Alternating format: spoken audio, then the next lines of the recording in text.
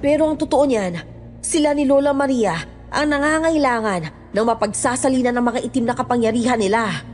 Mula sa pagkaligaw niyo hanggang sa pagkaiwan sa inyo sa barko, pakana niya lahat yun. Nang sa gayon ay maharang namin kayo. Nabubuisit talaga ako sa'yo, pre. Kaya pasensya na. Makakatikim ka talaga ng mag-asawang sampal mula sa syansi ko. Mga pesteng bata kayo! Tigilan niyo ang apo ko! Sige, isusunod namin kayo sa mga pamilya niyo!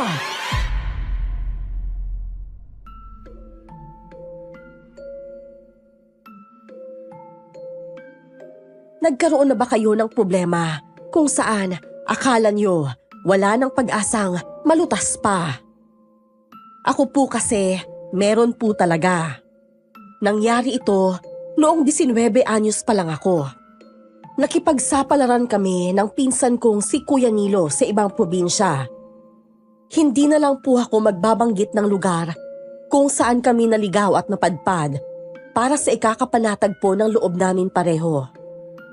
Isang napakagandang araw po sa inyo mga kayanggaw. Ganon din po sa inyo Miss Esperanza at sa lahat ng bumubuo sa channel niyo. Tawagin niyo po akong Samuel at ito ang aking kwento. Bago ko simulan ng storya, huwag kalimutang mag-subscribe bilang suporta sa ating channel. Pasensya ka na, Samuel, ha? Nalito ko ng husto kaya mali-mali yung mga jeep na nasakyan natin papuntang pier. Naiwan tuloy tayo ng barko. Yung pasikot-sikot na daan sa syudad ang may kasalanan, Kuya Nilo. Masyadong marami kaya nakakalito na. Buti sana kung madalas tayong gumala dun makakabisado natin yung lugar. Hindi bale, makakarating pa rin tayo ng Batangas sakay ng bus. Maganda rin daw sabi ng Sikyotong Roro eh. Kahit wali siguro kung kaya tayong ihatid sa pupuntahan natin, papatulang ko na. Huwag lang tayong bumalik sa atin ng bigo, kuya. Mabuti na lang nakuha mo pang magbiro dyan. Akala ko kasi uupakan mo na ako dahil nagkandaligaw na tayo kanina eh. Wala na tayo sa atin kaya dapat mas pasensyoso na ako, di ba? Mahirap makahanap ng kaaway sa ibang lugar na hindi natin kabisado, no? Kaya nga eh. Bagong buhay itong haharapin natin kaya sana swerte din tayo at makapag-ipon ng malaki-laki.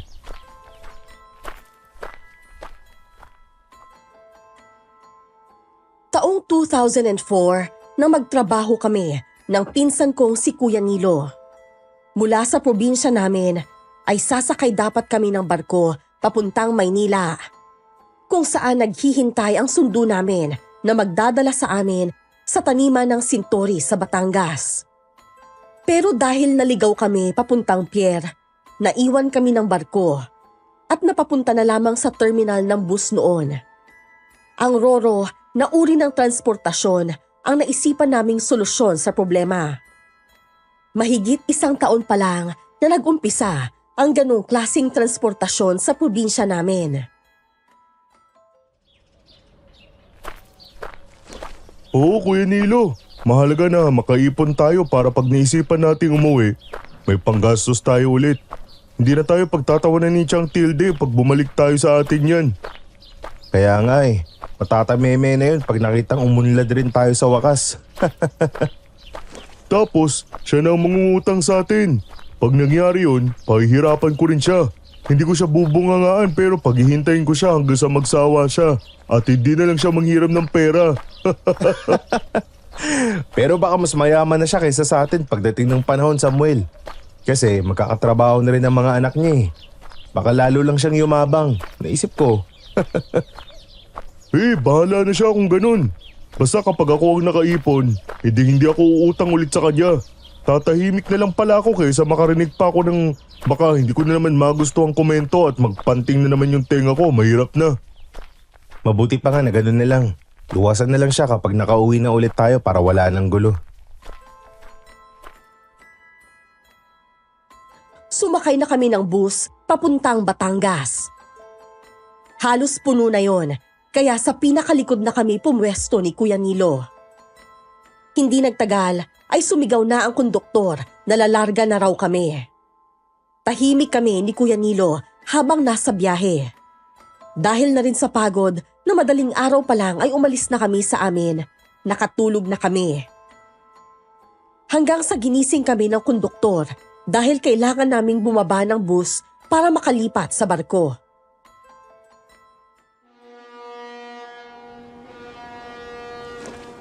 Ganito pala ang pakiramdam ng bumiyahe palayo sa atin, Kuya Nilo, no?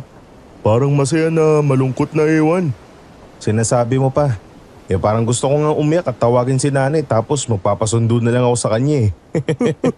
Yan din ang naisip ko, kuya. Kung di nga lang nakakaya na sa laki kong to, hahagulkul ako. At tatawagin si nanay, kanina ko pa ginawa. Kaya siguro yung iba tumatalon sa barko, no?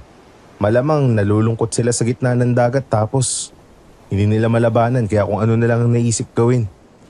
Tinamaan ng nervyos kamo, kaya hindi na nakakapag-isip ng matino. Akala siguro madali ang lumangoy sa gitna ng laot katulad nito.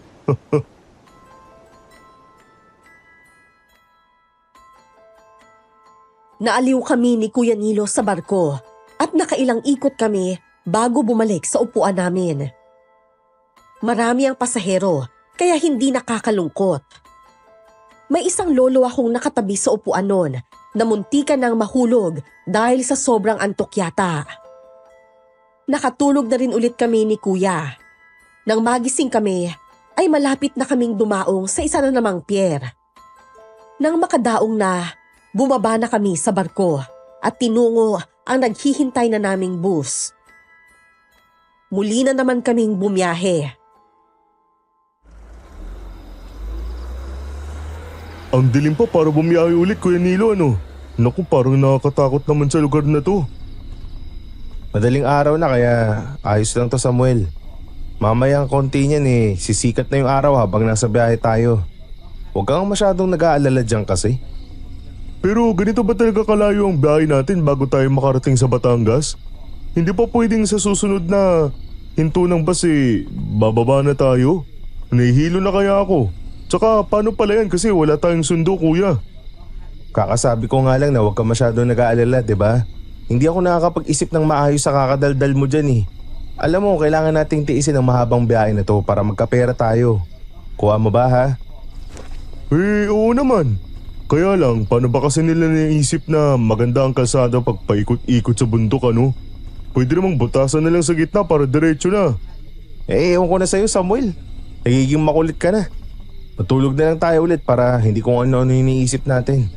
Baka nervyusin tayo nang wala sa oras yan, lagot tayong pareho. Sinubukan naming umidlip sa bus, pero dahil mas sanay kaming gising na sa mga ganoong oras, hindi na kami nakatulog. Hanggang sa tuluyan na ngang sumikat ang araw, nasa biyahe pa rin kami. Nagulat na lang kami nang biglang pumreno ang bus. Muntikan na kaming mahulog sa inuupuan namin kung hindi kami nakahanap ng makakapitan. Nalinti ka na. May mga umaharang sa daanan ng bus, Samuel. Mukhang mga masasamang loob o bandido sila. Lagot tayo, kuya.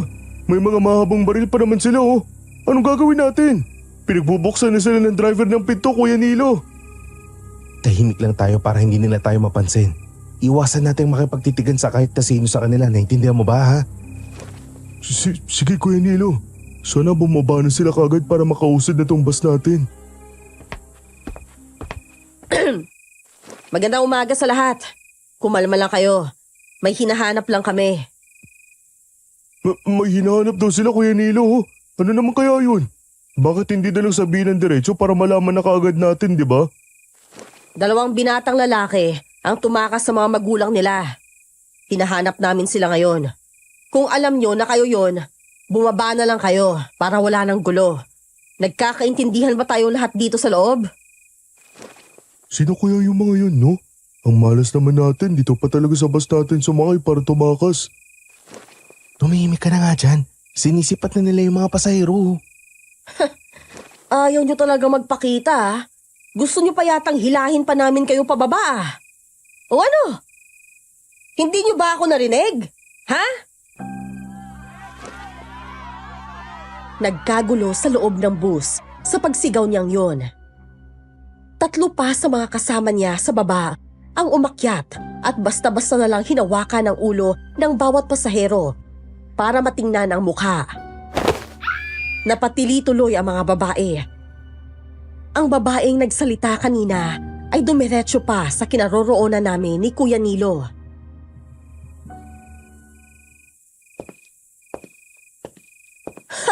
Nandito lang pala kayo. Pinahirapan niyo pa talaga kami, ha? Baba na! Bilis! Ha? Anong pinagsasabi nyo? Hindi kami tumako sa mga magulang namin, ano ba? Teka lang, miss. Nagkakamali kayo.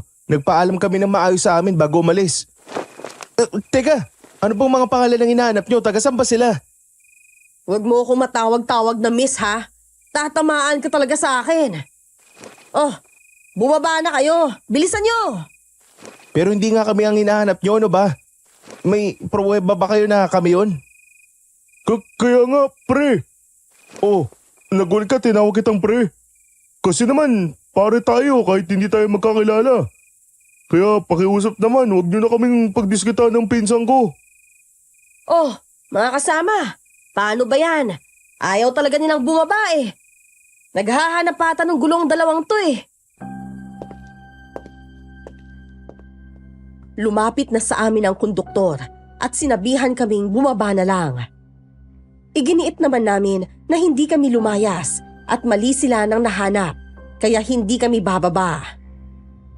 Ngunit dahil na rin siguro sa takot at nanutok na ng baril ang mga masasamang loob, pati mga pasahero ay nagkaisa na rin at gusto na rin kaming pababain. Umiiyak man ako at nanginginig, walang pakialam na kinuwelyuhan kami ni Kuya Nilo ng dalawang lalaki. Sapilitan kaming pinatayo sa kahinila sa pintuan ng bus.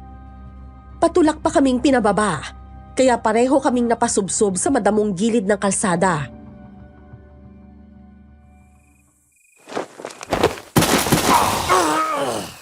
Hasta la vista mga pre!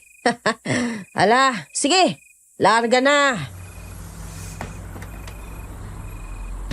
Maawa kayo sa amin, hoy! Huwag nyo kami iwan dito! Pre, hoy! Wala namang ganyanan, oh!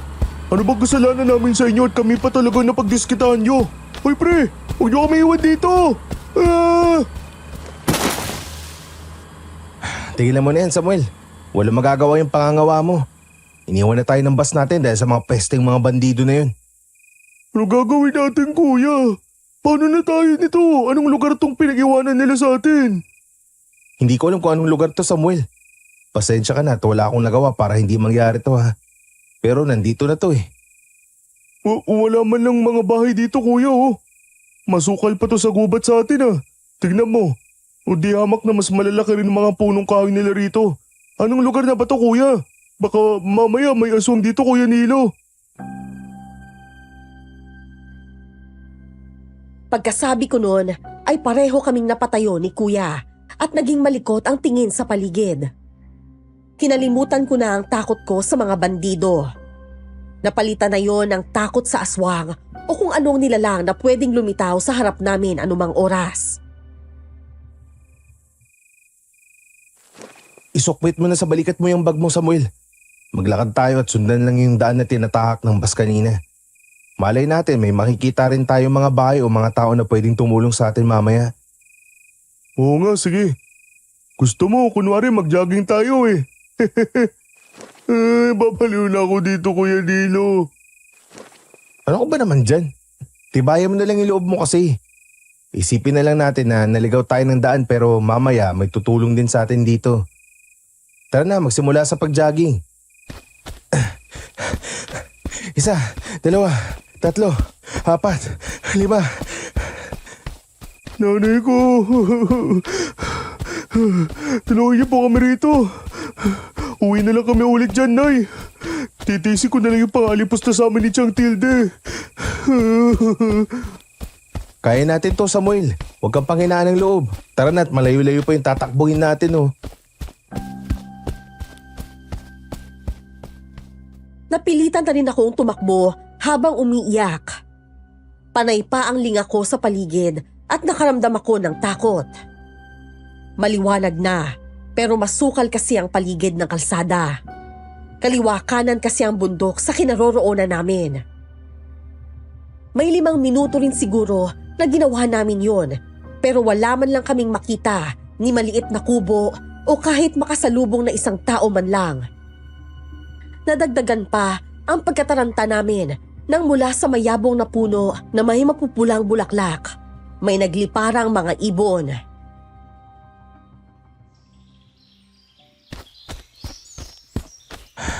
Nalinti ka na. Anong pipiliin natin daan dito, Samuel? Kaliwa ba tayo o kakanan sa palagay mo? Naalala ko lang yung sabi sa paaralan. Keep right, Kuya Nilo. Pero, pahinga muna tayo saglit, pwede? Hinihingal na ako eh. Sige, magpahinga na muna tayo. Tignan mo ang paligid natin, kuya. Hindi ba parang kakaiba na tong lugar na nahintuan natin? Ang daming mga puno na namumulaklak na tapos iba't ibang kulay pa oh. Baka mamaya may engkanto pa tayo nito, kuya. Parang ang hiwaga nga ng paligid natin ano. Parang gubat na anumang oras may diwata o kakaibang nilalang nalilitaw. Kaya mas dapat na mag-ingat tayo at... Dito na tayo sa kanan, bilisan mo, Samuel! Hoy kuya naman, hintay mo ako! Para na kaming hinahabol ng kung anong nakakatakot. Mabuti na lang at may nakita kaming karinderya sa gilid ng kalsada. Isang magandang ale ang nakita naming nagbabalot ng ulam. O ayan Bikay ha, dinagdagan ko na yung laswa mo para makahigop ng marami ang nanay mo. Pagaling siya kamo ha. O mga totoy, anong sa inyo?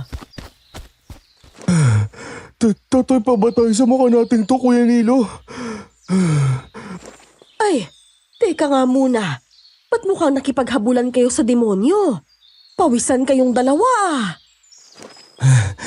Pwede pong makahingi ng tubig saglit. Oo naman, Tutoy. Ay, teka, ikukuha ko kayo. Dayo ba kayo dito? Mahabang kwento po kasi. Oh, dito kayo umupo. Hetong pitsil ng tubig. Uminom muna kayo.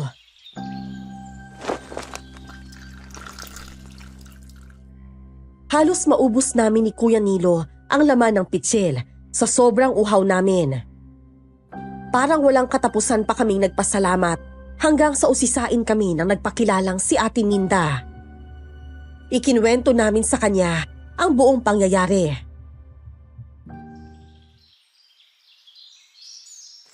Ay Diyos ko, nabiktima pala kayo ng mga bandido sa daan. Nako, nakakaawa naman kayo mga bata kayo. Kaya nga po ate, malas talaga namin kahit papunta pa lang kami sa pier nun, Ate Minda. Baka po pwede nyo kaming tulungan para makaalis po rito. May dumadaan naman po sigurong bus dito na pwedeng masakyan ulit, di po ba? Nako, hindi talaga dito banda ang daanan ng bus mga totoy. Kung nadaanan nyo yung magkasangang kalsada, nasa kaliwa ang daanan ng bus. Itong tinahak nyo naman na kalsada ay hanggang dito lang sa liblib na to. Siguro sinadya ng mga bandido na yun na doon banda mag-abang para malito ang mga pasaherong mapababa nila tapos maligaw na lang. Baka planado talagang pagharang nila sa bus. Tapos kayo lang yung natipuhan nilang pababain dahil wala kayong kasamang matanda. Iniisip ko nga, baka sa barko pa lang o sa pier o sa kabilang probinsya, inabangan na kayo. Kasi paano nila naisip na 2 binata ang hahanapin nila, di ba? Naiyak na ulit ako. Wala na akong pakialam kung sa laki kong yon ay iyakin pa din ako. Pinagsisihan kong nakipagsapalaran kami ni Kuya Nilo. Ang problema, hindi na kami basta-basta makakauwi kasi malayo na ang binyahin namin. Mabuti na lang at naawa si Ate Minda sa amin. Kaya pumayag siya na manatili muna kami sa karinderya habang hindi pa namin alam ang susunod na gagawin. Hindi rin naman siya makapagdesisyon na patirahin kami sa bahay niya dahil kailangan pa niyang kausapin ang asawa niya. Dumito muna kayo ngayong gabi. Ligtas kayo rito sa karinderya ko. Bukas, pagdating ng asawa ko mula sa palengke, kakausapin ko kaagad siya tungkol sa sitwasyon niyo. Maraming salamat po Ate Minda. Napakalaking tulong na po itong isang gabi ng pagtigil dito sa inyo. Bukas po, maglalakad na lang siguro kami hanggang dun sa sinasabi mong highway na madalas daanan ng mga sasakyan. Bumalik na lang tayo sa atin, Kuya Nilo. Bahala na magtiis sa bunganga ni Chang Tilde kaysa mapahamak tayo sa Vicky pagsapalaran natin na to. Malas talaga eh. Ang bibig mo, Totoy. Ay, tama nga na tawagin kitang Totoy. Kahit mukha ka ng mama. Parang bata ka kasi kung umasta. Ay teka, ilang taon na ba kayong dalawa? 24 na po ako Ate Minda, pero si Samuel 19 pa lang. Ano po ba ang dapat kong sabihin para tigilan niyo na rin po ang katatawag ng Totoy sa akin Ate Minda? Inaasar niyo na rin po yata ako eh. Nakakaaliw naman kasing tawagin kayong Totoy eh. Lalo ka na, Samuel. Pero sige, bago pa tayo magkapiko ng dalawa, ititigil ko na ang pagtawag niyan sa'yo. Basta itigil mo na rin ang pag-iisip ng hindi maganda at yung pagiging iyakin mo. Opo, babawasan ko ng pag-aalala ko at hindi na po ako magiging iyakin kung ganun.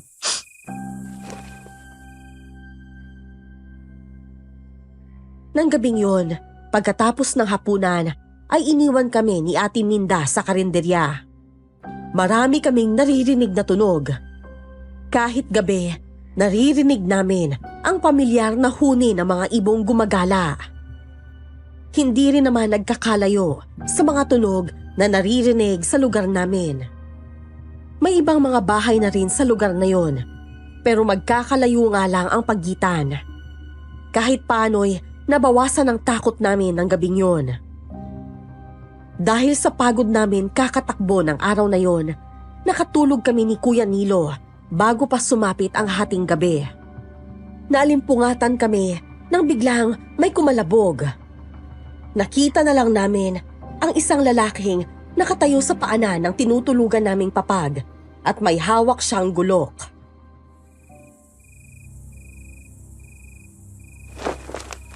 Sino kayo ha? Bakit dito kayo natulog sa karinderya namin? Sandali lang po. Huwag niyo po kami sasaktan. Hindi po kami masasamang loob.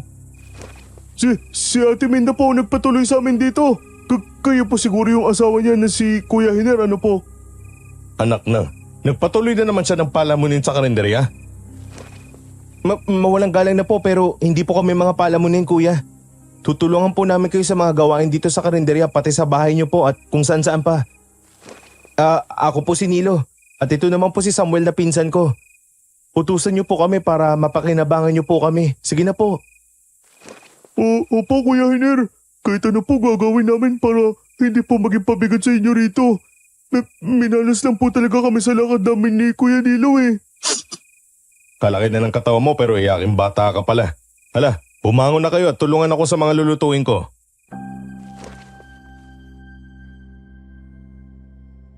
Bumangon kami ni Kuya Nilo at tinulungan si Kuya sa mga gawain niya. Mula sa paglilinis ng isda hanggang sa paghiwa ng mga gulay at paggawa ng apoy para makapagluto na. Tumulong kami kahit madaling araw na yon. Mabuti naman at pinatulong mo sila sa iyo, Hiner. Mag-usap tayo tungkol sa dalawang tumamaya, Minda. O sige, tamang-tama. Ako nang magkukwento sa iyo tungkol sa nakakaawa pero nakakabahala ring nangyari sa dalawang yan.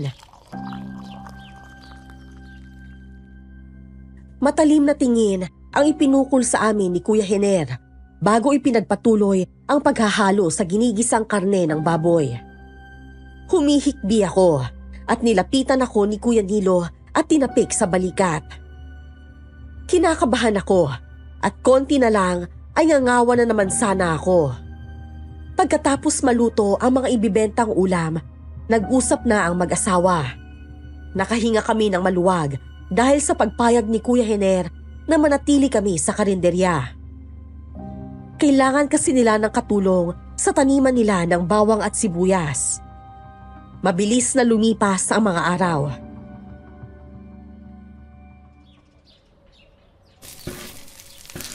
Ano ba naman yan, Samuel? Isang linggo na kayo rito pero makupat ka pa rin kumilos dito sa kusina. Natambakan na kayo ng hugasin oh. Baka gusto mong doon ka na lang sa taniman ng sibuyas magtrabaho ha. Pasensya na po kayo Kuya Hiner. Parang mas maraming kumain dito ngayong araw kaysa nung isang araw eh. Saktong dumaan yung isang bus kanina at maraming pasahero kumain eh. Kinontrato ko yung driver noon kaya sunod-sunod ang mga yan na kakain sa atin dito. Ganun po ba? Pwede po kayang sumakay sa kanila galing dito papuntang Batangas? Katulad ng biyahe sana namin ni Kuya Nilo noon kaya lang minalos kami. Mag-ipon muna kayo ng pamasahe kung gusto nyo talaga. Pero hindi pa ba kayo kontento sa trabaho nyo rito sa amin at gusto nyo pa rin dun sa taniman ng sintoris na yon? Hindi ko nga rin po alam eh. Siguro kakausapin ko muna si Kuya Nilo. Kasi sa totoo lang po medyo natatakot na po kung bumiyahe na kami lang dalawa.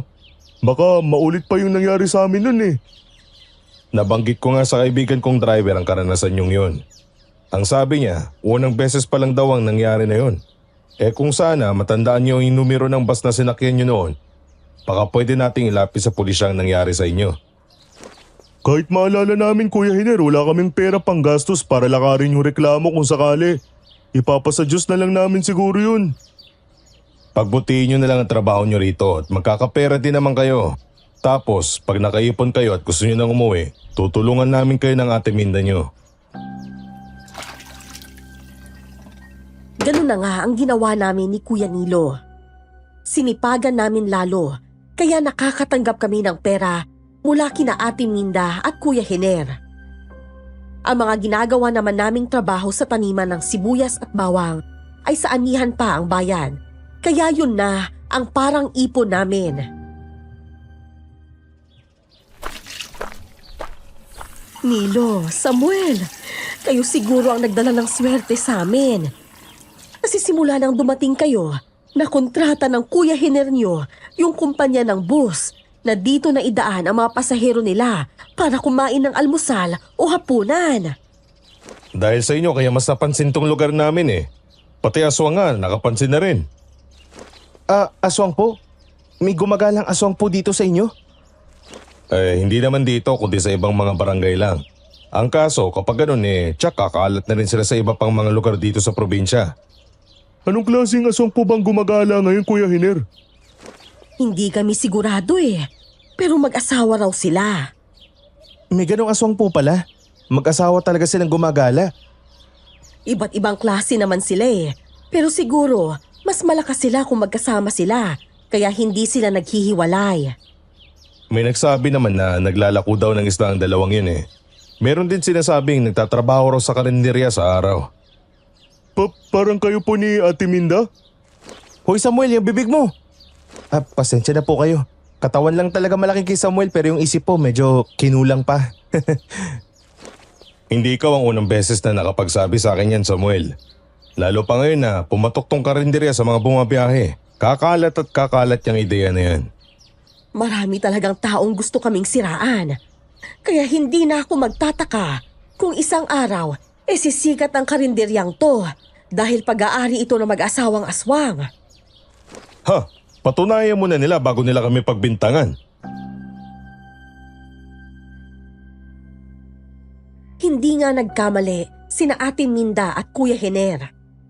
Kasabay ng pagpatok ng karinderya nila ay ang pagkalat ng tsismis tungkol sa kanilang mag-asawa bilang mga aswang na gumagala tuwing gabi.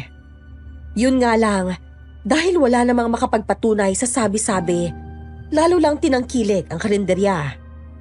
Mas dumami raw kasi ang bumabiyahe sa Roro at napapadaan talaga sa isla bago raw makatawid ng Batangas.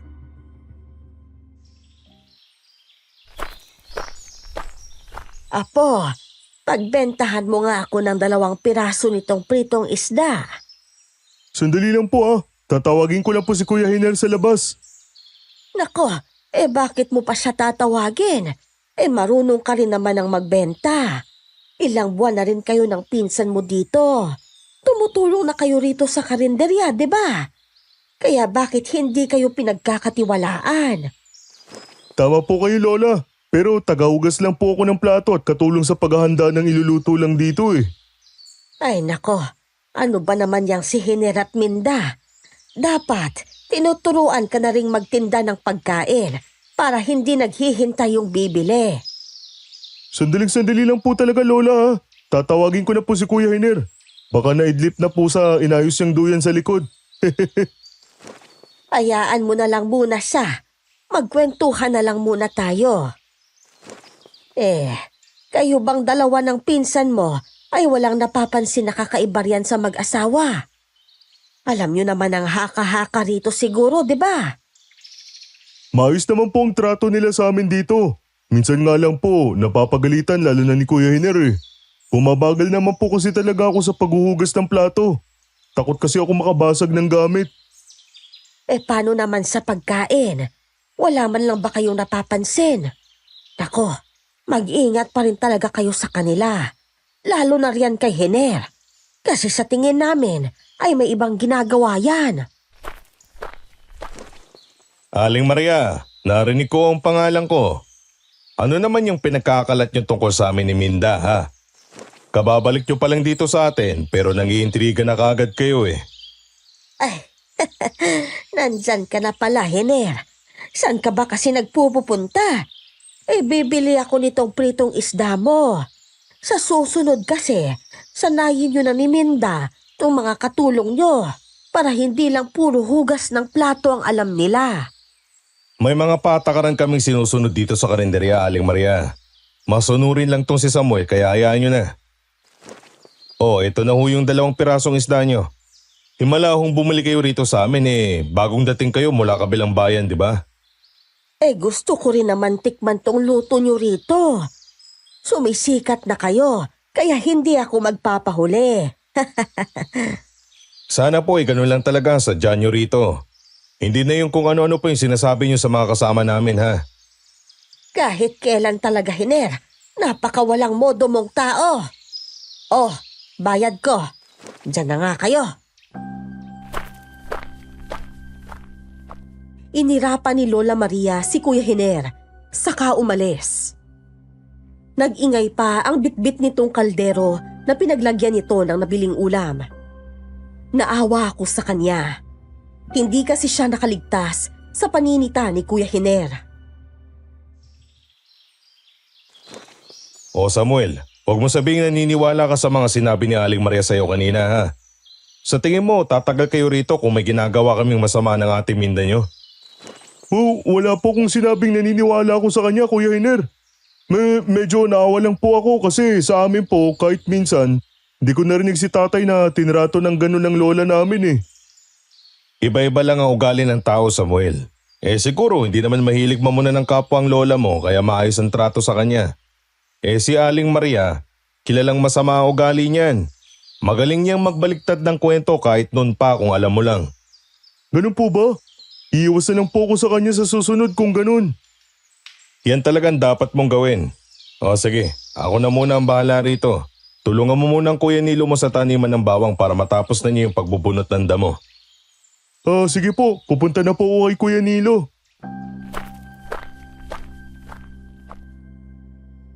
Kinalas ko sa bewang ko ang pagkakatali ng apron.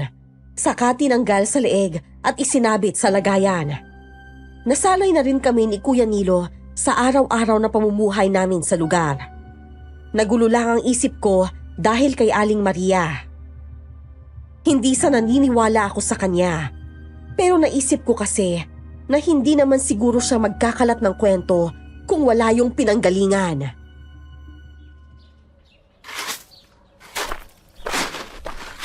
Nag-oobserba nga rin ako pero wala namang kakaiba sa kanilang mag-asawa eh. Baka mamaya si Lola Maria pala talagang may problema. Ganun din ba tingin mo? Baka si Lola Maria ang aswang at hindi sila ate at kuya? Hindi sa ganun, huy. Malay ba natin? Pero syempre kapag aswang ka, may iba kang kakayahan na hindi normal sa tao. Kaya mas matapang yan sila. Anong gagawin natin kung ganun? Paano kung maipit tayo sa awayin nila kung sakali?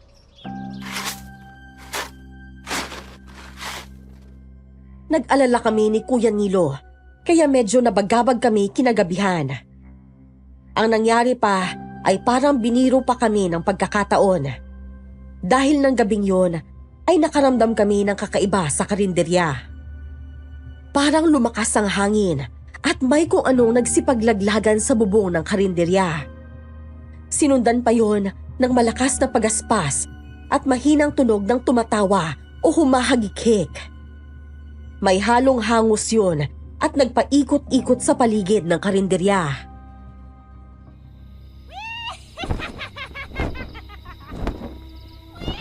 Naririnig mo yan? Kuya Nilo, binabato tayo tapos pinapalibutan? Baka may nananakot lang sa atin yan. Huwag mo nalang pansinin pero kumuha tayo ng pwedeng panlaban sa kusina. Hayaan mo lang yun lang para sa sulok para isipin ng nasa labas na hindi tayo nakakaramdam. Gumapang lang tayo ha. Sige, akin yung espading ha. O sige, akin naman yung gulok. Pahiram mo ng bawang yung sa'yo at asin naman yung sa akin. Ilang buwan na tayo rito pero ngayon lang tayo nakaranas nito ah. Baka ayaw na sa atin kaya tinatakot na tayo. O dahil nagkasagutan kayo. Sabihin nila ng harapan para malaman natin. Hindi yung dinadaan tayo sa takot porket may kakaibang lakas at kapangyarihan sila tapos tayo wala. Ang daya naman ng ganun no?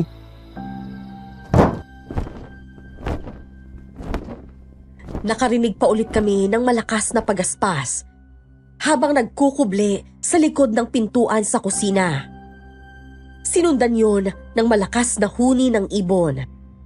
Nagkatinginan kami ni Kuya Nilo dahil doon.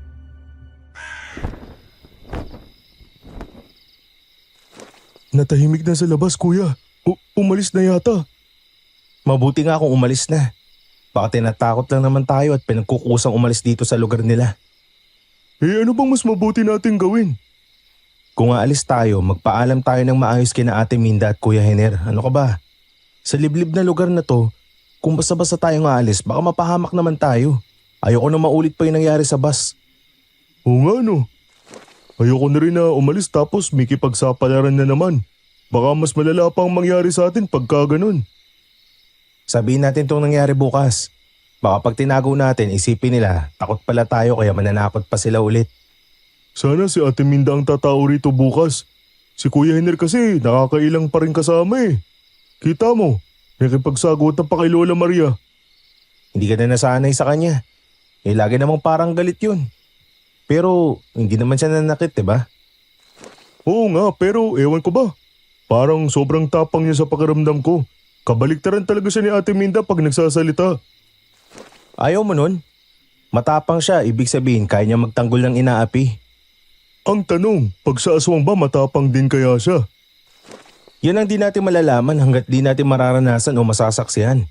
Pero wag naman sana kasi. Sa totoo lang, nakakatakot naman yung mga aswang eh. Anong panama natin sa kanila, no? Matagal pa bago kami nakatulog ng gabing yun. Inaliw lang namin ang sarili namin sa pag-uusap. Pero ang totoo ay nakikiramdam kami sa paligid. At baka bumalik pa ang kung anong bumisita sa amin ng gabing yun. At dahil sa papag kami natutulog, sa ilalim nun ay doon na namin nilagay ang espading at gulok. Nang sumunod na araw, inumaga ng dating galing palengke si Kuya Hener.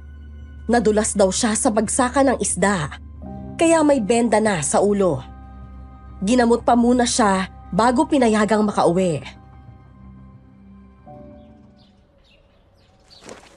Ay, ngayon talaga ako nagpapasalamat na nandito kayo, Nilo, Samuel. Kung nagkataon, mapapahiya kami sa mga magiging customer namin. Minalas lang talaga ako no madaling araw. Nakapagunahan kasi sa akin yung tomboy na yun eh. Ang angas niya at hindi man lang nag-alangang makapagbalyaan sa akin. Naku, naalala ko tuloy yung astikin din na babae na nagpababa sa amin sa bus noon, Kuya Hener. Nakakatakot kaya siya. May baril naman kasi yun pati mga kasama niya kaya nakakatakot talaga. Yung nakagrihan ko naman parang tomboy yata pero wala namang armas. Saka tinulungan din naman akong tumayo bago ako iwan. Pakiramdam ko nga parang pamilyar siya. Pwede na tong gulay na may munggo. Oh, sinong magbubuhat nito at magsasalin sa kaserola?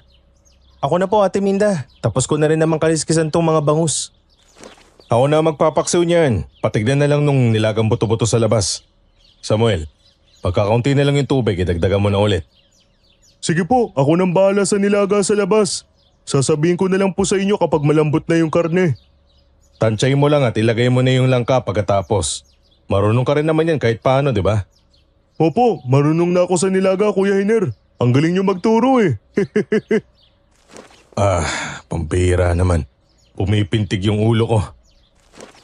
Magpahinga ka kaya muna. Humiga ka sa papag. Kami nang bahala rito. Huwag kasing matigas ang ulo mo, Hiner, para hindi ako nag-aalala. Sige. Nilo, ikaw na nga rito sa paksiw. Patikman mo na lang sa akin o sa ating minda mo mamaya kapag kumulo na. Nalog yata tong utak ko kanina. Halos kami na ni Kuya Nilo ang nagluto ng mga putahe. Pinatikman lang namin kay Ate Minda dahil nakatulog na si Kuya Hiner. Pagkalagpas ng hinihintay ng mga pasahero ng bus, nagpasya na silang mag-asawa na umuwi sa bahay nila at iwan na sa amin ang karinderya. Yun ang pinakaunang beses na pinagkatiwala sa amin yun.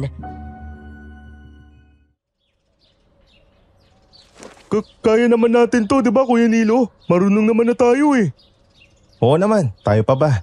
Huwag lang tayong kabahan at madali lang naman ang magtinda. Nakita naman natin araw-araw yung ginagawa nila Ate Minde. Kaya nga eh.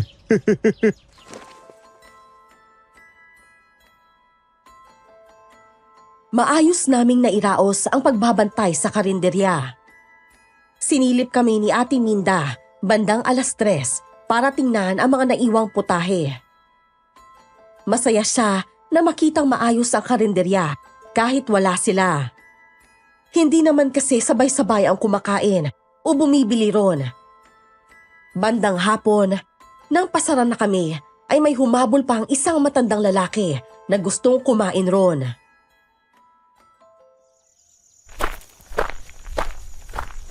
Pasensya na mga apo at kung kailan pasara na kayo saka ko naman naisipang kumain dito. Yung asawa ko kasi wala sa bahay kung kailan kakabakasyon ko lang.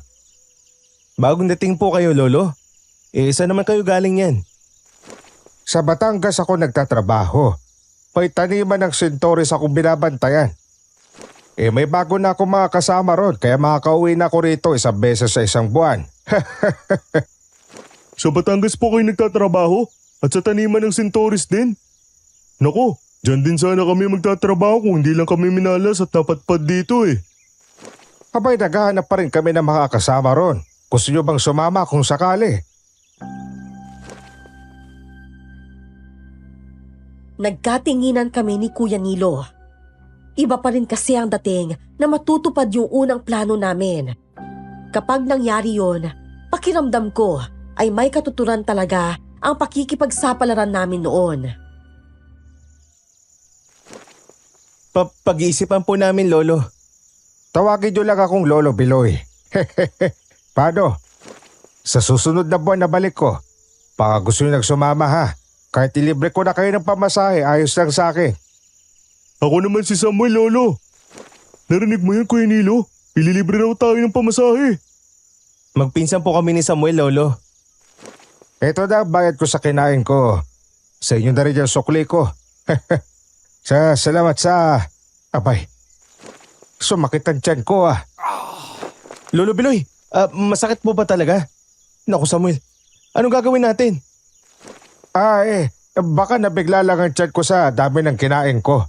Masyado yung sinarapan ng nilaga Nakarami ako naghikop ng sabaw. At yung paksiw na bangusin pala, paborito ko pa yung ulo kaya napadagdag pa ako ng kanin. Gusto niyo po bang maligamgam na tubig? O baka magbabawas po kayo, may palikuran po kami.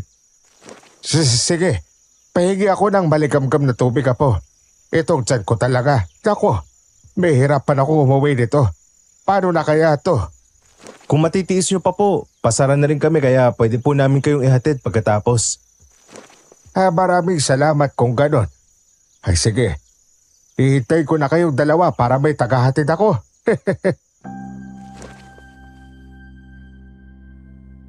Mabilis kaming nagligpit. Hindi pa nga muna kami naghugas ng mga lutuan para maihatid na kaagad si Lolo Biloy sa kanila. Malayo-layo itong bahay ko kaya pumayag ako magpahatid sa inyo. Bukod na bigla yata ang tiyan ko sa dami ng kinain ko pa rin pautot ko sa daan. Utot niyo po pala inaamoy ko, Lolo Biloy. Akala ko imbornal o basurahan eh. Tigilan mo nga yan, Samuel. Nakakaya kay Lolo Biloy. May kasama po ba kayo sa bahay niyo, Lo? Sa ngayon, wala akong kasama.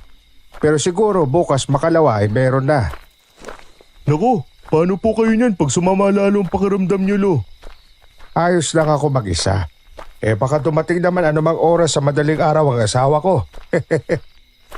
Saan po siya nagpupunta at madaling araw na ang dating? Bumibisita sa apo namin sa bayan. At pag tinamad umuwi ay naglalagi ron pansamantala. Wala naman kasing makasama rito sa amin dahil nagtatrabaho nga ako. Ganun po ba?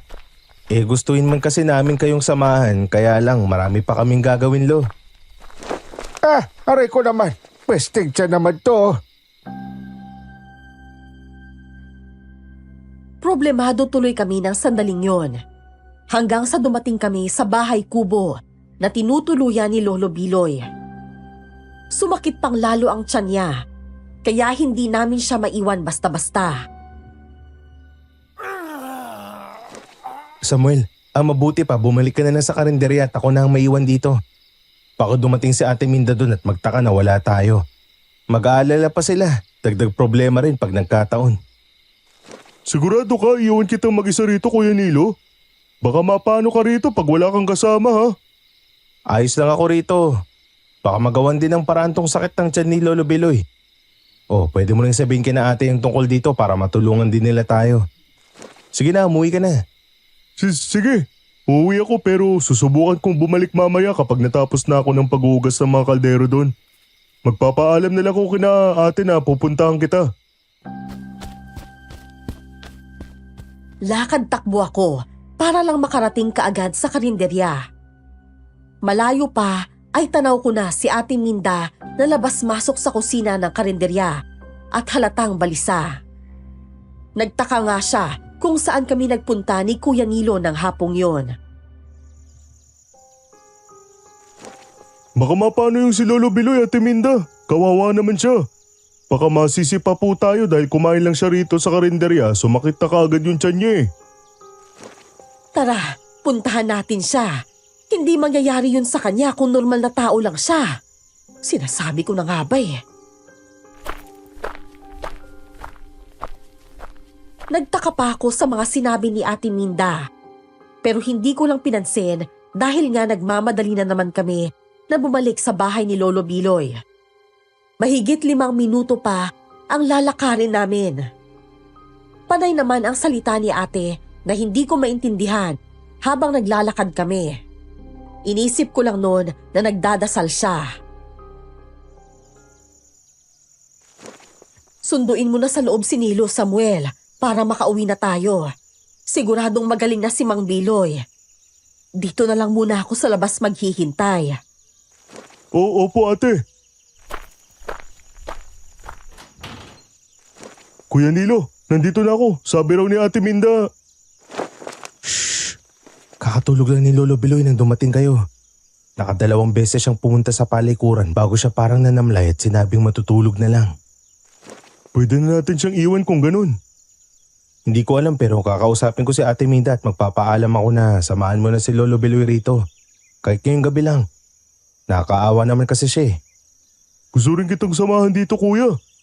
Baka pwedeng dalawa tayo tapos pupunta na lang tayo sa karinderya ng madaling araw, di ba? Nasa may tarangkahan na kawayan pa rin si Ate Minda nang lumabas kami sa kubo ni Lolo Biloy. Parang may pinagkakaabalahan siya at nagulat pa nang makalapit kami. Nagsasalita kasi siya mag-isa, kaya siguro hindi niya kami napansin.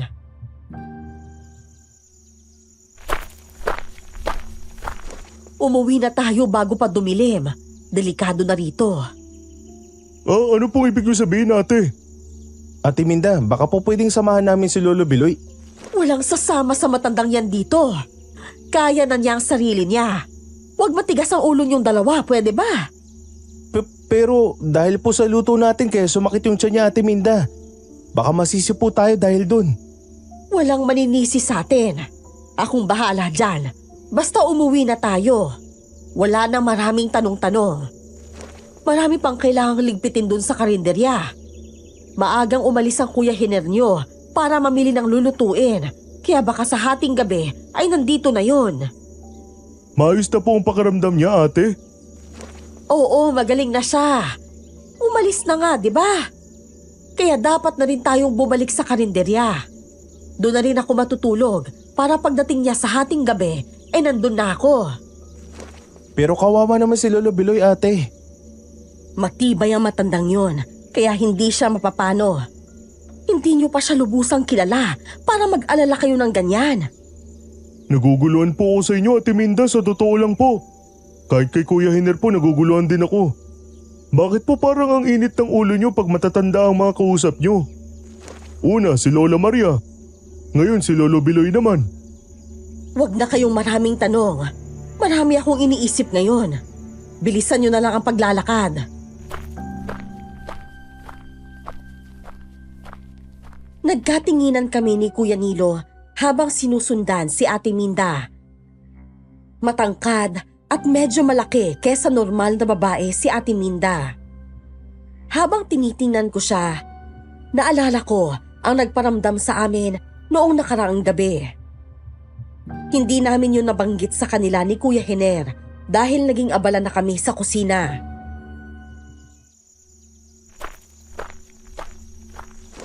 Ate Minda, nakakita na po ba kayo ng aswang? Aswang! Bakit mo naman naitanong yan? Naniniwala ba kayo sa mga ganon? Kagabi po kasi, ate, parang may kakaibang umaaligid sa karinderya. Humahangos at pumapagaspas po. Bakit ngayon yun lang sinabi? Ay, kayong dalawa talaga. Hindi ko alam kung matutuwa ako na masunurin kayo at medyo matapang o magagalit ako dahil parang sobrang inosente nyo. Sa bahay na natin pag-usapan yan. Mamaya na tayo pumunta sa karinderya pagkatapos ng hapunan. Nakakapagtaka na ang bilis ng pagbabago ng isip ni Ate Minda. Pero sumunod na lang kami ni Kuya Nilo sa kanya. Dumiretso kami sa bahay nila na mas malapit kesa sa karinderya. Tumawid lang kami sa taniman ng sibuyas at bawang at nakarating na kami. Unang beses pa lang na nakapasok ako ron, kaya hindi ako makapaniwala sa mga napansin ko. Nagtataka siguro kayo kung bakit ganito ang itsura ng bahay namin, Samuel, Nilo. Masyadong madilim at halos walang bintana. May kurtina nga, pero itim naman. Nakita niyo yung mga nakasabit na maliliit na mga manika at kabibe. Hindi lang simpleng dekorasyon ang mga yan. May mga kandila rin sa bawat sulok. Ang dami rin pong mga patalim niyo, Ate Minda. Ano pong ibig sabihin yan? May buntot pagi rin po kayo sa kamanunggal? Para po ba yun sa mga aswang o... Huwag kayong matakot. Ngayong nakapasok na kayo sa bahay namin, malalaman niyo na ang totoo. Ate, huwag niyo po kami saktan. Maawa na po kayo. Anong saktan ang pinagsasabi mo dyan, Samuel? Ayan ka na naman sa pagiging isip bata mo. Gusto mo yatang tawagin kitang Totoy. Magpaliwanag na po kasi kayo, ate, para makalma na po kami. Sige na po. O sige, makinig kayong mabuti. Alam kong nagtataka kayo kung bakit ganito ang itsura ng loob ng bahay namin ng Kuya Hiner nyo. Dahil hindi kami simpleng mga tao lang. Ako, nakilala nyo bilang Ate Minda, ay isang mangkukulam. At ang Kuya Hiner nyo naman ay manunugis ng aswang. Mangkukulam at manunugis ng aswang? Ibig po bang sabihin hindi kayo mga kontrabida o kalaban? Paano po nangyari yun? Nagtitinda lang naman kayo sa karinderya at saka nagtatanim ng bawang at sibuyas. Bakit kayo nagpapanggap? Kung hindi kami magpanggap, ay hindi namin mahuhuli kung sino ang mga aswang. Bakit niyo po gustong huliin ang mga aswang, Ate Minda? Lalo na si Kuya Hiner na manunugis pala talaga ng aswang. Nabiktima na ba nila kayo? Nagkaroon ng nerbiyos ang inay ko noon dahil sa takot sa mag-asawang aswang na gumagala. Ang nangyari ay nakunan siya sa panganay ko sanang kapatid noon. Pero hindi lang siya basta nakunan, kundi inaswang pala siya ng mag-asawang yun. Mga halang ang kaluluwa at nabubuhay sa dugo ang mga halimaw na yon. Kaya nag-aral akong maging mangkukulam para maisahan ko sila sa paghihiganti ko. Oo, huminahon po kayo ate. Lalo lang po kami natatakot sa inyo niyan eh. Paano naman po si Kuya Hiner ate? Paanong isang mangkukulam at isang manunugis ang aswang ang magkasama at naging mag-asawa pa? Ang albularya na lola ni Hiner ang gumamot kay inay noon. Pero mas malakas ang mag-asawang aswang, kaya natalo siya at namatay sa huli. Kaya po naghihiganti kayo? Kilala niyo po ba kung sino yung mag-asawang aswang na yun, Ate Minda? Saka buhay pa ba sila hanggang ngayon? Buhay pa sila hanggang ngayon at parang hindi na sila tumanda. Naghahasik pa rin sila ng lagim sa ibang lugar, pero hindi sila mahuli-huli. Pero kapansin-pansin ang panghihina nila dahil ang mga biktima nila, kung hindi yung mga malapit ng mamatay, mga lasing at walang kakayahang lumaban. Paano niyo po nalaman ng mga yun, ate? Sa tuwing may lakad ang Kuya Hiner niyo, nagmamatsyag siya at sumasagap ng balita. At nalaman din namin na balak na nilang isalin sa iba ang itim na kapangyarihan nila, kaya bumuo sila ng plano. Paano po? Alam niyo po kung ano yun? May kaugnayan sa inyong dalawa ang plano nila, mga totoy. Kaya kayo naligaw, hinarang sa bus at napadpad dito. Kilala namin ang mga aswang kung ganun. Una tipuan lang kami ate. Kaya ba sila nagparamdam kagabi? Gagawin ba nila kaming aswang din? Diyos ko, ayoko po ng ganun. Naku po, Ate Minda, baka may ideya na po kayo kung sino yung mga aswang. Sabihin niyo na po para makaiwas na kami. Pinasama nila ang tingin niyo sa amin, Samuel, Nilo. Pansinin niyo kung sino yung mga nakakausap niyo na taga rito na nakikipaglapit sa inyo at kinukumbinsi kayo sa mga bagay-bagay. Si Lola Maria po ba ang tinutukoy niyo? Kaya lang po wala po yata siyang asawa, di ba? Si Lolo Biloy po, wala naman ako napansin kakaiba, Ate Minda. Kaya hindi ko rin po masasabi na aswang siya. Malinis at nasa ayos ang loob nun, pati kusina. Parang hindi nga nagagamit eh. Nahulaan niyo rin naman kaagad. Akala ko igigiit niyo pa rin na kami ng Kuya Hiner niyo ang mag-asawang aswang. Wala naman po kami nakitang kakaiba sa inyo lalo na kapag nagluluto. Hindi nga kayo natatakot sa asin at bawang eh. Si Kuya Hiner po masungit pero hindi naman siya nangangagat. Pero paano pong sina Lola Maria at Lolo Biloy ang mga aswang? Hindi naman po sila mag-asawa. Hindi nagsasama sa iisang bahay ang dalawang yan. Pero palagi namang wala rito sa baryo. Yun ay dahil sa ibang lugar sila nang bibiktima. Kung nandito man sila, nanlalason sila ng utak ng mga katulad nyo at nalaman nilang dayo kayo, kaya naisip siguro nila na pwede kayong biktimahin. Ang hindi nila alam, nilalabanan ko na sila habang ginagawa nila yon. Umepekto pa nga kay Mang Biloy ang ginawa ko dahil sumakit ang tiyan niya. Mag-asawa pala sila. Nakatakot pag naiisip kong balak namin pumayag na sumama kay Lolo Biloy nung isang araw. Paano niyo po nalaman na sila ang mag-asawang aswang, Ate Minda? At kung aswang sila, bakit bumibili sila ng pagkain sa inyo? Mga tao pa rin naman sila. Kumakain sila na parang normal lang, basta hindi pa sila nag-iiba ng anyo. Kung may epekto man sa kanila ang mga pagkain, nakakaya nilang tiisin yon, lalo na si Aling Maria. Si Mang Biloy ang medyo humihina na kasi natablan siya ng pagkaing binulungan ko, kaya huli siya ngayon. Mahabang usapan ang nangyari ng gabing yun. Halos hindi na kami nakakain ng maayos ni Kuya Nilo. Hanggang sa dumating na rin si Kuya Hiner bandang hating gabi. Kaagad na ikinuwento ni Ate Minda ang nangyari. Tama ang balita sa bayan kung ganun. Umatake raw kasi ang mag-asawang aswang sa isang barangay malapit sa pagsaka ng isda. Naghahanap raw ng mapagsasalinan ng itim na kapangyarihan ng mag-asawa. At ang gusto nila, mga batang lalaki dahil malalakas daw. At dito sa lugar natin, itong sina Samuel at Nilo ang napili nila.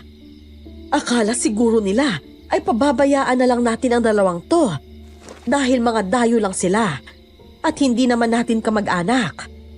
Nagkakamali sila kung iniisip nilang hahayaan na lang natin sila sa balak nilang mangyari. Oras na para magkaalaman kung sino talaga ang nararapat na manatili sa lugar na to. Pero may isa pang balitang kumakalat. Yung mga bandido ba? Nakikita ko sa pangitain ko ang maitim na ulap na babalot sa lugar natin, Hiner. Kapag hindi natin napaghandaan yun, baka pati tayo manganganib din. Kaya kailangan natin magdoble ingat at maging alerto. Kayong dalawa, Nilo, Samuel, sana naman ay hindi nyo naisipang umalis na lang basta-basta dahil dito. Mas lalo kayong mapapahama kapag ginawa nyo yun. Ano po may tutulong namin sa inyo, Kuya Hiner, Ate Minda? Kasi po sa totoo lang, naisip ko na baka dito na lang din kami mamamatay ni Kuya Nilo eh. Ano bang pinagsasabi mo dyan, Samuel? Ang isipin natin kung paano tayo makakalaban pag sinaktan tayo ng mga bandido o kahit ng mga aswang. Alam kong naguguluhan kayo, pero kailangan yung maging matatag para makauwi kayo ng ligtas at buo. Hindi naman namin kayo pababayaan. Kaya magtiwala kayo sa amin at kung maaari lang ay sumunod kayo sa mga sasabihin pa namin sa inyo, ha? Handa po kami tumulong sa inyo. Basta sabihin nyo lang po ang gagawin namin. Para makaalis kami, kailangan naming tulungan sina Ate Minda at Kuya Hiner sa magiging laban nila sa aswang at mga bandido kung sakali.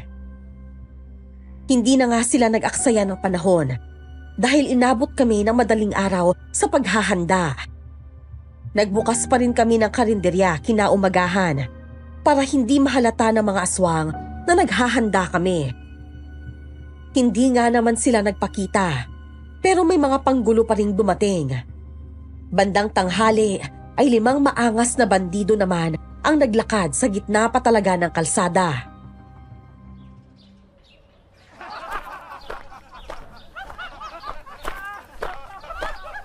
Diyan lang kayong dalawa sa kusina at kami na ng Kuya Hiner nyo ang magsisilbi sa kanila.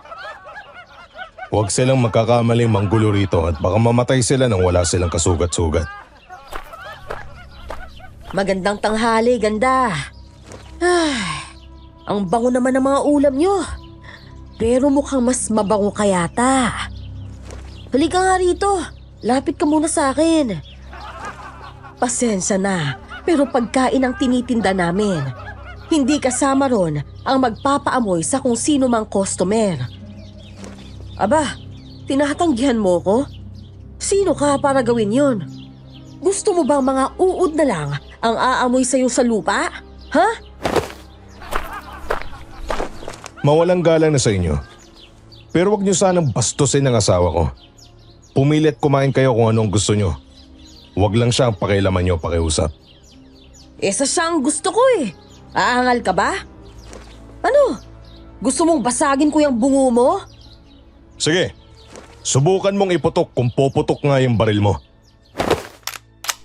Matindi na ang kaba namin ni Kuya Nilo sa likod nun habang inaaninag sila mula sa kurtina. Hindi man lang natinag si Kuya Hiner kahit nakatutok na sa magkabilang sentido niya ang mahahabang baril. Matapang ka talaga kahit kailan, Hiner. Kaya hangang-hanga ako sa'yo eh. Kuya Nilo, narinig mo yun? Kilala sila ng tomboy na bandido na nagpababa sa atin sa bus. Ano ibig sabihin nun? Hindi ko alam. Pero baka siya yung nakagiraan ni Kuya Hiner sa bagsakan ng isda. At nagkakilala na nga sila. Ang bastos naman niya kung kilala niya si Ate Minda pero pinagsalitaan niya na parang nang mamanyak siya, di ba? Kumain lang kayo ng kumain, Candy. Libre na namin sa inyo lahat ng magustuhan nyo. Minsan lang kayo napadpad dito eh. Oh, mga kasama, narinig niyo yon? Ano pang hinihintay niyo? Umili na kayo!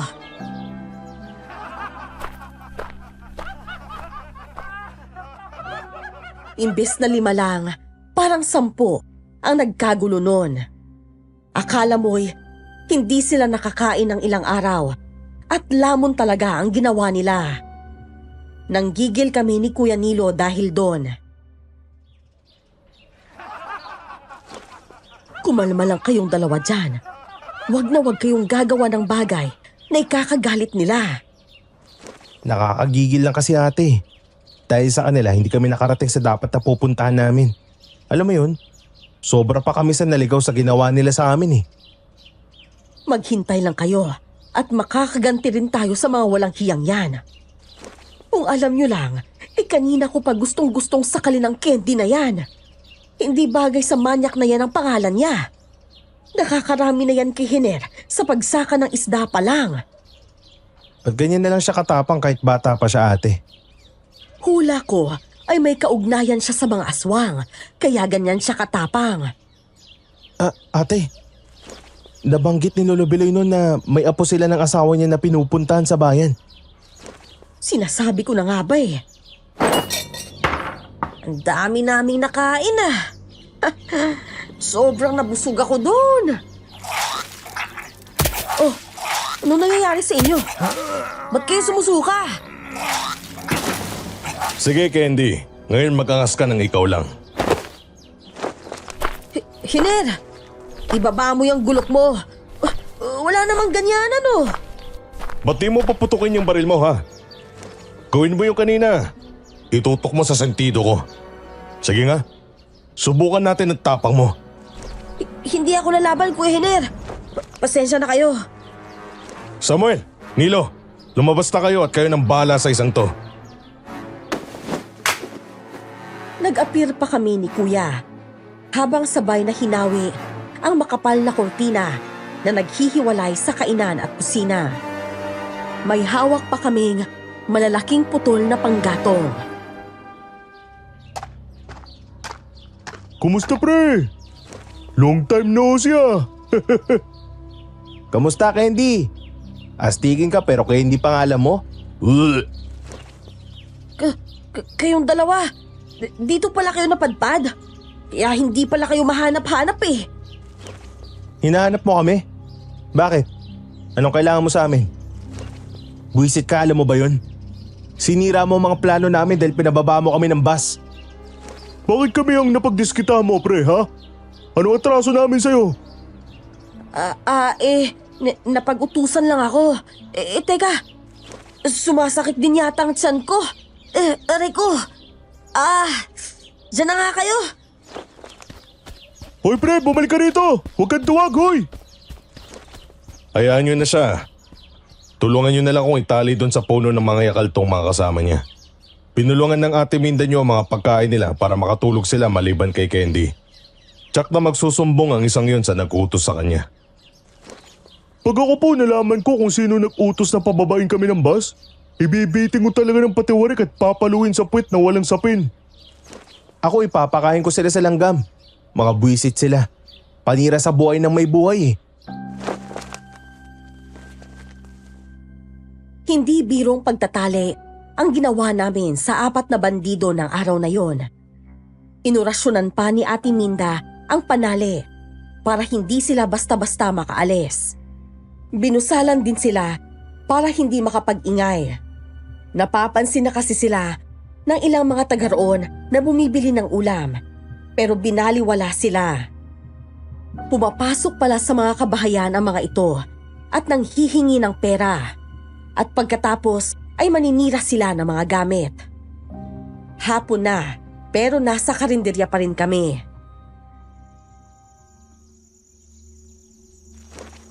Kumain na kayo habang hindi pa kayo iniistorbo ng mag-asawang aswang. Talasan niyo ang pandinig niyo mamaya dahil tunog ng kaldero na kinakalansing ang maririnig niyo oras na nandyan na sila. Tunog ng kaldero po? Bakit sila nagbibitbit ng ganun? Para pang-hipnotismo nga sa mga bibiktamay nila. Sa kalagayan ng mga laman loob na iuwi nila.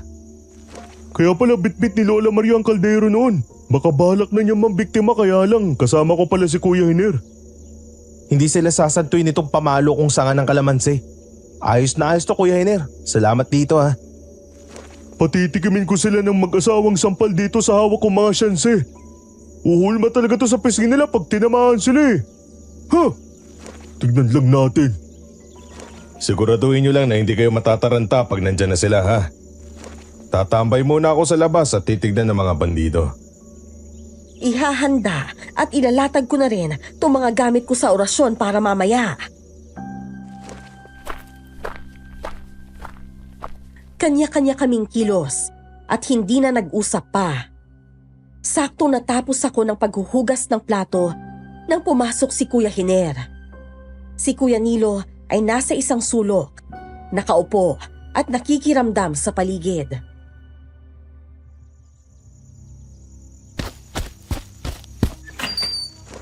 Nakatakas ang mga bandido, Minda. May nakaputol sa tali nila. Hayaan mo lang silang makalayo. Pinahiran ko sila ng lana sa likod ng tenga at binulungan ko na rin. Hanggat hindi nila naaalis yun, kayang-kaya ko silang manduhan. Pwede po bang matulog? Parang inaantok po kasi ako eh. Halika rito, Nilo.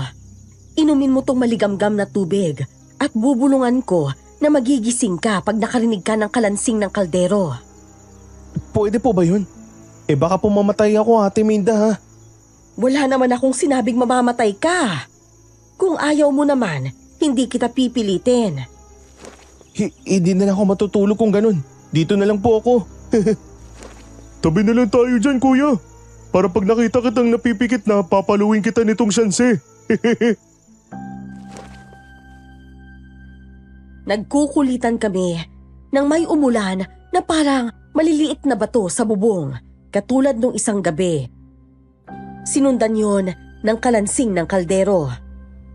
Sabay kaming napatayo ni Kuya Nilo at lumapit kina Ate Minda at Kuya Hiner.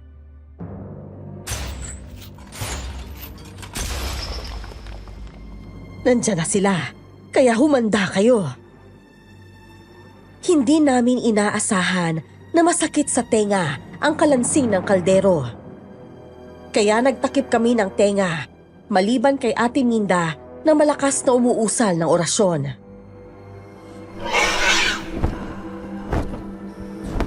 Napakaganda ng gabi dahil sa wakas ay makukuha na namin ang bago naming tagapagmana. Buksan niyo ang pinto at kunin sila sa loob. Masusunod po, Lolo. Sige, balyahin niyo ang pinto at ilabas sa mga binata. Akala niyo ba'y magpapatalo kami sa inyo? Patutunugin ko ang mahiwagang kampana ko laban sa kaldero niyo. Pakinggan niyo ang tunog na yan, Hiner, Nilo, Samuel. Huwag kayong padadala sa kalansing ng kaldero nila. Anak na. Nilo, Samuel, ihanda nyo ng mga panlaban nyo. Masisira na nilang pinto. Tuluyan nilang nabuksan ang pintuan. Pumasok ang mga bandido na parang robot na lumapit sa amin. Halina kayo mga binata! Isakatuparan na natin ang pagsasali ng itim na kapangyarihan. Lumapit na kayo! Lumapit na kayo, Parapo. Sige na, tayo nang mag-isa at gapiin sila. Hindi namin pinangarap na maging aswang kaya tigilan nyo kami. Umalis na kayo. Hindi kami sasama sa inyo kahit anong mangyari. Ano ba? Kunin niyo sila. Mga bata lang yan eh. Sa bulong ko ay makinig kayo. Ang mga kalaban ay ang 2 matanda at isang dalaga na nasa inyong harapan. Sila ang hulihin niyo. Makinig kayo sa bulong ko. Makinig kayo. Makinig! Hindi kami mga bata na basta na lang magpapahuli sa inyo. Lalaban kami para sa kaligtasan namin. Pagkahataw ni Kuya Nilo ng pamalo niya sa isa sa mga bandido, saka pa lang nag-umpisa ang totoong laban. Pilit kaming hinuhuli ng mga ito at umiiwas naman kami. Pero tumalab na ang bulong ni Ate Minda sa 2. Si Candy na ang pinuntirya nila. Si Kuya Hiner ay nakipaglaban na kay Lolo Biloy na naglalaway at labas ang mga pangil. Bigla itong naging maliksi at lumalaban sa bawat taga. habang isinasayaw ang kaldero na walang tigil na pinapakalansing. Mabuti na lang at nasipa yun ni Kuya Hiner, kaya tumilapon. Nakakarindi ang kaldero na yan. Ang kampana naman ang pakinggan mo. Ito daw ba pagkalansing yan, Minda? Napakawalang galang niyo talagang mag-asawa. Wala talaga kayong balak pabayaan kami. Sige, isusunod namin kayo sa mga pamilya niyo.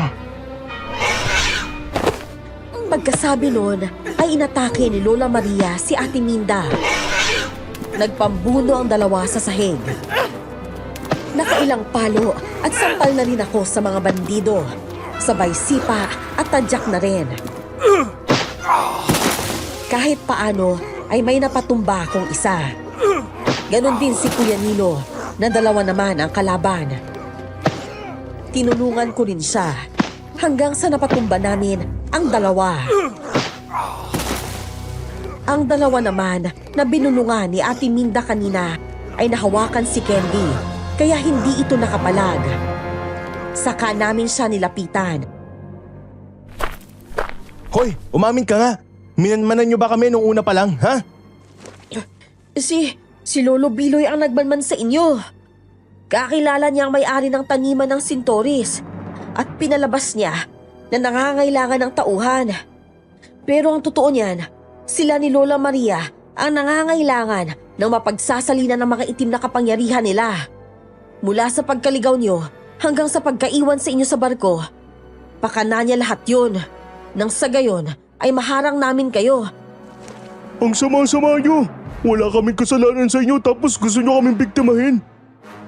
Eh kung ikaw o ang mga kasama mong bandido na lang ang naging aswang, dinamay niyo pa kami? Eh wala kaming magagawa eh. Kayo ang gusto nila. Mga inosente na madaling diktahan.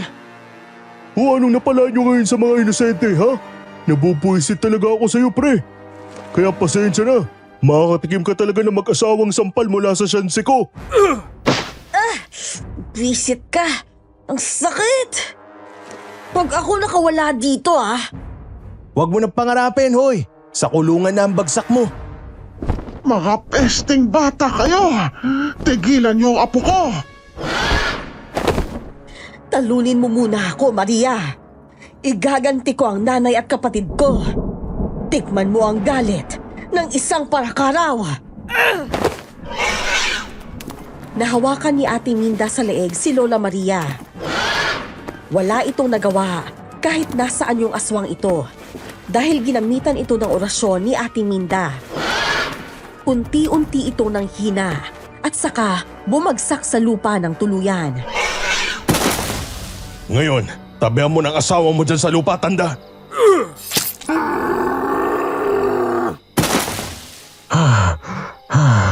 Siguro nga ay kailangan na namin magpahinga ni Maria. Kaya tinatanggap na namin ang aming pagkatalo. Totoo ba yung sinasabi niyo, Lolo Biloy? Eh kung noon pa kayo tumigil at di niyo na lang kami dinamay, sana di na nagkagulo. Lagi nasa huli ang pagsisisi, Totoy. Pakiusap. Tapusin niyo na lang kami. Nakakapagod na rin ang maghanap ng biktima habang bitbit ang kaldero. Lola, Lolo, huwag niyo akong iwan. Kayo na lang ang pamilya ko eh. Pakiusap, Minda. Tulungan mo si Candy na magbagong buhay. Hindi ko sa obligasyon. Pero titingnan ko. Candy, pakiusap. Ibitin niyo kami ng patiwarik sa puno ng yakal at hayaang maarawan doon. Nang sa ganon, hindi na matungisan pa ang mga kamay niyo sa pagpatay sa amin. Ba't naman kami? Teka, ito mga bandido na lang ang gagawa niyan. Ipapaalam din namin sa mga tao rito ang tungkol sa inyo para malinis na ang pangalan namin ni Minda. Ang mga tao ang huhusga sa inyo at hindi kami. Nang gabing yon, nagtipon-tipon ang mga tao sa lugar. Naging saksi sila sa pagpapalit ng anyo ni na Lola Maria habang nakatali ng patiwarik sa puno. May pagkakataong Bumabangis pa ang mga ito. At pilit na kumakawala. Pero hindi nila magawa. Dahil lalo lang humihina ang mga ito.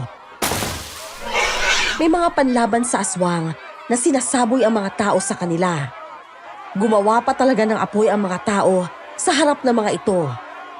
Hanggang sa sumapit ang umaga at nalusaw sila dahil sa sikat ng araw.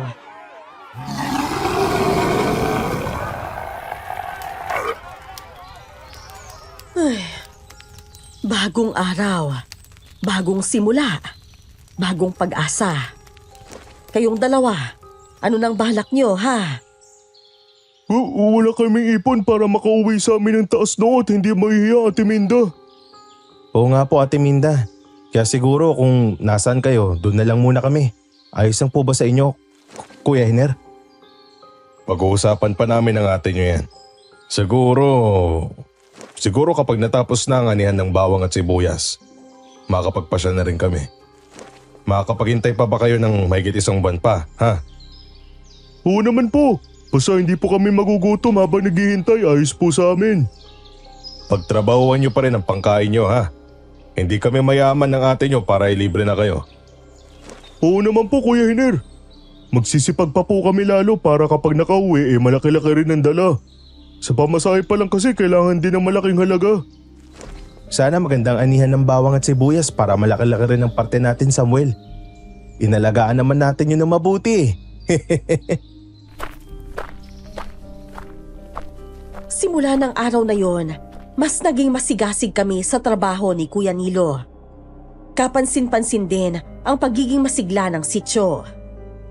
Madalas nang naglalabasan ang mga tao at pumupunta sa karinderya o di kaya'y tumambay doon.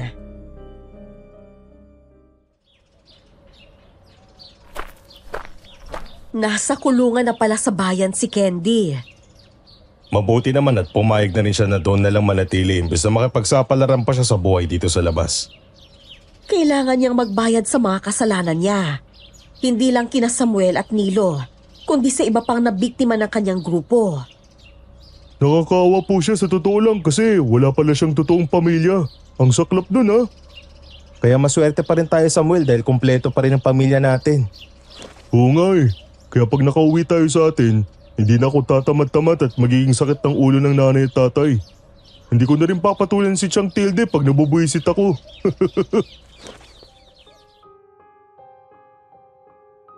Matuling lumipas ang mga araw at sumapit na ang anihan ng sibuyas at bawang.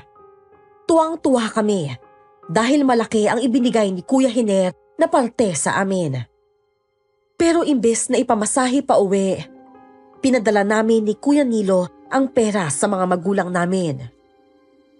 Lalo kasing gumaganda ang kita ng karinderya ni Ate Minda. Natuklasan na rin kasi ng marami na madaling bumiyahe sa Roro, lalo na kapag marami kang karga. Maraming bayan na pwedeng hintuan ng bus at hindi lang pier ang hangganan. Medyo kinatatakutan pa rin ng mga biyahero ang liblib na lugar na yon, maging ang iba pang bahagi ng isla. Naging talama kasi ang mga bandido at mga grupong kontra sa gobyerno. Pagdating naman sa mga aswang, wala na kaming pangit na karanasan. Ang sabi ni na Ate Minda at Kuya Hiner, naging maingat na rin daw sila. Grabe, 2 taon bago tayo nakauwi, Kuya Nilo. Ang dami na nagbago, oh. Lalo lang yata tayong malilito nito eh. Huwag kayong maglala, nandito kami ng Ate Minda nyo na kasama nyo. Huwag kasi kayong mahiyang magtanong kapag alangan kayo sa lugar. Hindi naman masama yun. Akalain niyo po umalis kami ng kami lang ni Kuya Nilo, tapos uuwi kami na kasama kayo? Matutuwa lalo si nanay sa inyo eh. O baka maiyak din sila kasi dadalhin pa rin namin kayo pabalik. Wala eh, hindi kami basta-basta makakahanap ng masisipag na katrabaho na katulad nyo. Sinamahan namin kayo pa uwi para madala pa rin namin kayo pabalik.